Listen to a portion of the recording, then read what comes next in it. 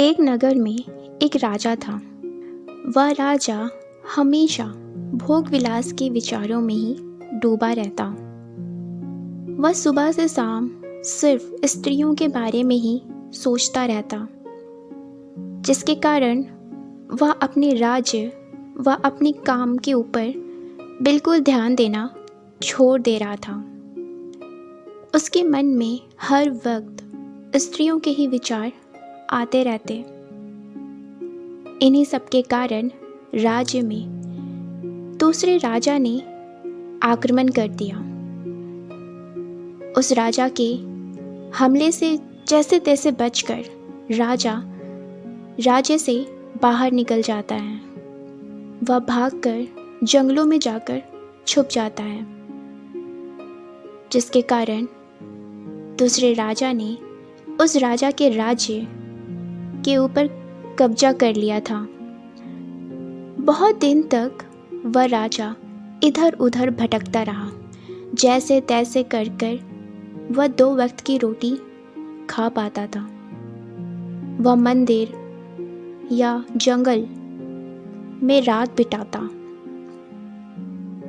ऐसे ही कई दिन तक चलता रहा, पर उस राजा के मन में अपने राज्य व राज्य के लोगों के बारे में एक बार भी विचार नहीं आया।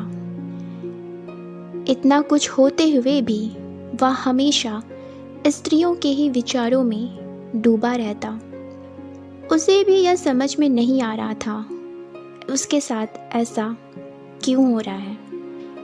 इतनी विपत्ति आने के बावजूद भी उसके मन में उसके राज्य को जीतने के विचार नहीं, बल्कि गंदे गंदे विचार आ रहे थे। हमेशा स्त्रियों से ही संबंधित विचार आते। वह भी इन सब चीज़ों को नहीं समझ रहा था कि उसके साथ ऐसा हो क्यों रहा। ऐसे ही कई दिन बीत जाते हैं। वहीं पर दूसरी ओर उस राजा का मंत्री उसे हर जगह ढूंढ रहा था। उसने हर राज्य हर जगह उसे ढूंढा, पर उस मंत्री ने राजा को कहीं नहीं पाया। एक दिन रास्ते में यूं ही राजा चला जा रहा था, तभी पीछे से एक आवाज़ आती है, राजन। यह सुनकर राजा पीछे की ओर मुड़ता है तो वह राजा देखता है कि दूर उसका मंत्री खड़ा है। जब राजा को पीछे मुड़ते उसका मंत्री देखता है तो वह दौड़ा हुआ राजा के पास पहुंचता है और राजा के पैरों में गिरकर रोने लगता है और कहता है, हे राजन, आप कहाँ चले गए थे? मैं कितने दिनों से आपको यहाँ वहाँ ढूंढ रहा हूँ, पर आप मुझे कहीं नहीं मिले। वह काफ़ी रोने लगता है।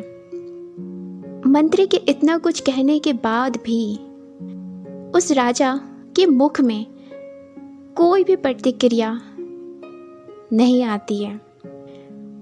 वह मूर्ख बना बस उस मंत्री की बातों को सुन रहा था। वह किसी भी प्रकार का कोई प्रतिक्रिया नहीं देता। यह सब देखकर मंत्री काफी चकित था कि आखिर राजा को हुआ क्या। वह इस तरीके से क्यों व्यवहार कर रहे हैं। कहीं राजा का मानसिक स्थिति तो बिगड़ नहीं गई? कहीं उन्हें बहुत बड़ा धक्का तो नहीं लगा जिसके कारण राजा इस प्रकार से व्यवहार कर रहे हैं? यही सब बातें वह मंत्री राजा को पूछता है कि हे राजन, आपको हुआ क्या? वह राजा मंत्री को बतलाता है, मुझे भी नहीं पता कि मेरे जीवन में चल क्या रहा है। मेरा इतना बड़ा राज्य मुझसे छिन गया। मैं जैसे तैसे अपनी जान बचाकर जंगल की ओर भागा। इधर उधर मांगकर मैंने 2 वक्त की रोटी खाई। तब भी मेरे मन में मेरे राज्य को जीतने व अपने राज्य के लोगों से संबंधित एक भी विचार नहीं आए, बल्कि मेरे मन में सिर्फ स्त्रियों के विचार ही आए जा रहे हैं। मैं ना चाह करके भी इन्हें रोक नहीं पा रहा। ये नियंत्रण मेरे मन में आए ही जा रहे हैं।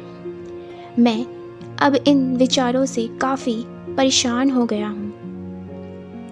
यहाँ बात यह है कि राजा जब अपने राज्य में आराम की ज़िंदगी जी रहा था, उस वक्त राजा को यह खबर ही नहीं थी कि उसके राज्य में हो क्या रहा है।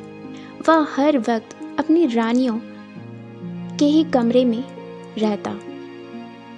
इसी का यह परिणाम था कि उसका मन इस प्रकार से हो गया और इन्हीं सब के कारण उसका राज्य भी उसके हाथ से छिन गया। लेकिन फिर भी मंत्री उस राजा से कहते हैं, राजन, हमें लगता है कि हमें किसी अच्छे विद्वानों के पास जाकर मिलना चाहिए, जिससे कि आपके इस समस्या का समाधान हो सके।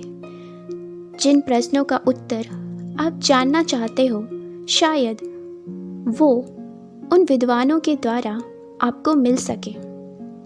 यह कहकर वह मंत्री राजा को विद्वानों के पास ले जाता है।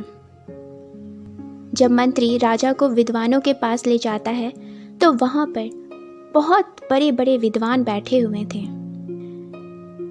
तो राजा उन विद्वानों से अपने इन्हीं सारे प्रश्न व समस्या को उनके सामने रखता है। राजा की सारे बातें सुनकर विद्वान यह कहते हैं, क्या तुम्हें पता है कि ब्रह्मचारी क्या होता है? राजा उन्हें उत्तर देता है कि नहीं, मुझे इसका अर्थ नहीं मालूम। तो उनमें से एक विद्वान राजा को बतलाता है, ब्रह्मचारी वह है जो कभी भी किसी के साथ भोग विलास में ना डूबा हो, किसी के साथ भी कोई भी शारीरिक संबंध स्थापित ना किया हो। जो व्यक्ति इन सब चीज़ों से दूर होता है वही ब्रह्मचारी कहलाता है। वहीं पर दूसरा विद्वान बैठा यह सुनकर उन्हें उनकी बातों को काटते हुए कहता है, नहीं, ऐसा नहीं है कि जिसने कभी किसी के साथ शारीरिक संबंध स्थापित किया ही नहीं वही ब्रह्मचारी कहलाएगा। ब्रह्मचारी तो वह है जो पहले उसने क्या किया है यह महत्व नहीं रखता, लेकिन इस वक्त वह किस प्रकार का व्यवहार करता है इससे किसी ब्रह्मचारी का अर्थ निकलता है। अगर कोई व्यक्ति इस वक्त किसी भी इंसान के साथ किसी भी प्रकार का कोई शारीरिक संबंध नहीं रखता है, उसे ही सही मायने में ब्रह्मचारी कहा जाएगा। तभी जब बातें वह विद्वान कह ही रहे थे, तभी दरवाजे पर एक भिक्षु आते हैं। उस भिक्षु को देखकर वहाँ पर बैठे सभी विद्वान आश्चर्यचकित में थे। वे सभी आश्चर्यचकित में इसलिए थे क्योंकि वह भिक्षु वहाँ पर सिर्फ अकेले नहीं आए थे, बल्कि उनके साथ एक बहुत ही सुंदर स्त्री भी आई हुई थी। वह भिक्षु उन सभी विद्वानों की बातों को सुन रहा था। तो वह भिक्षु भी यह बतलाता है कि ब्रह्मचारी सिर्फ शारीरिक रूप से किसी के साथ किस तरीके का व्यवहार करता है, इस बात से ब्रह्मचारी वह नहीं कहलाता। ब्रह्मचारी तो वह होता है जो अपनी इंद्रियों से भी ऊपर उठ चुका है। जब एक व्यक्ति अपनी इंद्रियों से भी किसी को उस नज़र से ना देखे ना छुए, तभी उसे हम ब्रह्मचारी कहेंगे।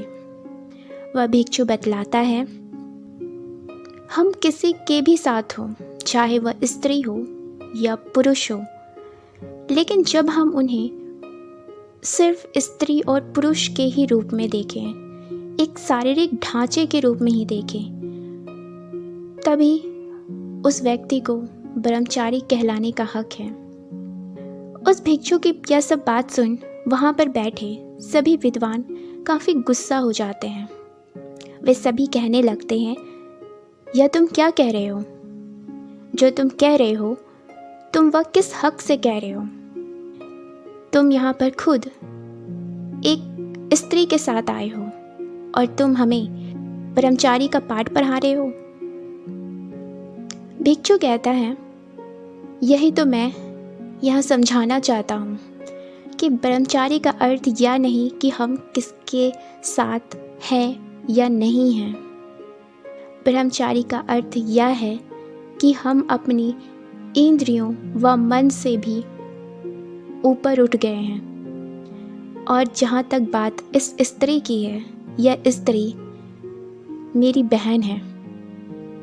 मेरे साथ कोई भी हो, कितनी भी सुंदर स्त्री हो, एक स्त्री हो, दो हो या 1000 स्त्रियां भी क्यों ना हो, जब तक मेरे मन में उनके प्रति किसी भी प्रकार का कोई भी गलत दृष्टि ही उनकी तरफ ना उठे, तो वह रहे या ना रहे इसका कोई महत्व ही नहीं रहता। वहाँ पर बैठे सभी विद्वान यह सुनकर अपनी बातों से शर्मिंदा थे और उन्होंने विद्वान को कोई भी उत्तर नहीं दिया, क्योंकि वह जो भी कह रहे थे वह 100% सत्य था। यह सभी बातें सुनकर राजा कहता है, हे भिक्षु, आज आपने मेरी आंखें खोल दी। इतने दिनों से जो मैं इधर उधर भटक रहा था, मेरे मन में इतनी सारी चिंताएं चल रही थी, विचार आ रहे थे, वह एक ही पल में आपके बातों ने उसे खत्म कर दिया। आपके इस जवाब ने मेरे सारे प्रश्नों का उत्तर दे दिया। राजा कहता है, अपने मन को मैंने कभी टटोला ही नहीं। मैंने कभी अपने मन को जानने की कोशिश ही नहीं की कि जो विचार मेरे मन में आ रहे हैं वो क्यों आ रहे हैं। और यह सारा खेल मेरे इंद्रियों से ही जुड़ा हुआ है। मैंने इसे समझने का कभी कोशिश ही नहीं की कि ये क्यों हो रहा है। यह सब कहते हुए वह राजा अपने मंत्री के साथ अपने राज्य को लौट जाता है। इस छोटी सी कहानी के माध्यम से हम समझ पाते हैं कि हम अपने जीवन में भी इन्हीं सारे विचारों से घिरे होते हैं। हम ना चाहते हुए भी हमारे मन में कई सारे गलत विचार, अश्लील विचार आते रहते हैं। हम जानते हैं कि ये सारे जो विचार हैं ये गलत हैं, गंदे हैं, पर फिर भी ये सारे विचार हमारे मन में क्यों आते हैं, इस बात को हमने जानने की कभी कोशिश की ही नहीं होती।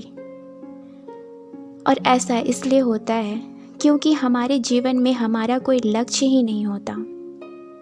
जब हम लक्ष्यहीन होते हैं तो ऐसे विचार का प्रवाह हमारे मन में और भी ज़्यादा बढ़ जाता है। और जब हम इन विचारों को रोकने की कोशिश करते हैं तो यह विचार और भी तीव्रता के साथ हमारे मन में आते जाते हैं। जिस प्रकार से पानी का सोता जब एक स्थान से निकलता है तो वह बहते बहते अपना रास्ता बना ही लेता है। जब हम उस रास्ते को रोक दें तब भी वह पानी का सोता अपना एक नया रास्ता बना ही लेता है। यही बात हमारे विचारों पर भी लागू होती है। जब हम बार बार अपने विचारों को रोकने की कोशिश करते हैं, अपनी सारी ऊर्जा उन्हीं गंदे विचारों को रोकने में लगा देते हैं, तो उन विचारों को और शक्ति मिलते जाती है जिससे कि वह विचार और भी अधिक प्रबल तरीके से हमारे मन में आते रहते हैं। हमें समझने की ज़रूरत है कि यह वे जो विचार हैं, चाहे वह अच्छे हो, बुरे हो, गंदे हो, अश्लील हो, जैसे भी हो, वे विचार हमारे मन में आते ही रहेंगे। हमें उन विचारों को रोकने की ज़रूरत नहीं है, बल्कि यह समझने की ज़रूरत है कि वे विचार आएंगे, लेकिन हम उन विचारों को किस तरीके से लें, यह हमारे ऊपर है। और ऐसा हम एक दिन में नहीं कर सकते।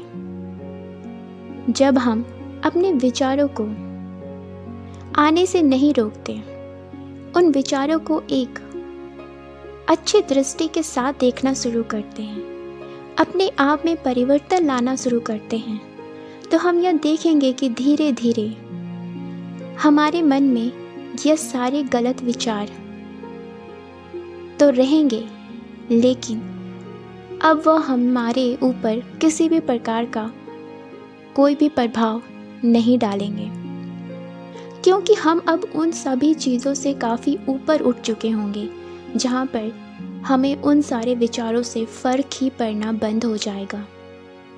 और यह बात हम सभी को आज के इस दौर में समझने की बहुत ज़्यादा ज़रूरत है।